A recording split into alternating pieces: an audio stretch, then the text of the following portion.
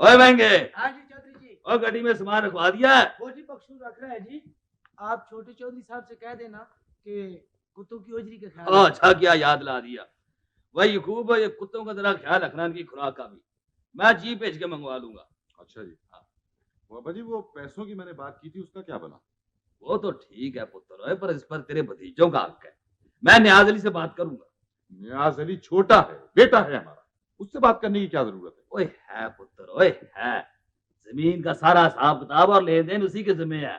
ओ अब्बा जी, मैंने भाई गुलाम अली की जिंदगी में भी आपसे कहा था कि आपके होते हुए हिसाब किताब किसी और के हाथ में हो, ये मुझे पसंद नहीं है।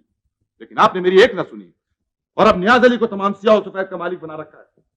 आखिर मैं भी बेटा हूं आपका।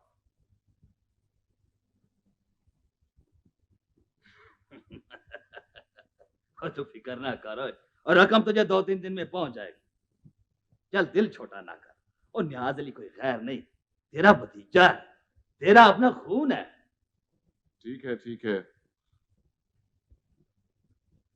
लेकिन अब्बा जी, उसे ये मालूम नहीं होना चाहिए कि मैंने आपसे रकम मांगी है। अच्छा भाई जवाना, नहीं बताऊंगा। कोई बड़ी अक्कड़ है तुझमें, आखिर पुत्र किसका है? पर मेरी एक बात याद रखना, ये तुमने शहर में अगर अच्छा नहीं किया तो क्या कमी थी तुझे वहां? पता नहीं शहर में आकर तुम्हारा दिल कैसे लग जाता। मेरा तो साह रुकने लगता यहाँ की भीड़ में। इतना आदमजाद है पर कोई सलाम करने वाला नहीं। ये भी कोई जगह है?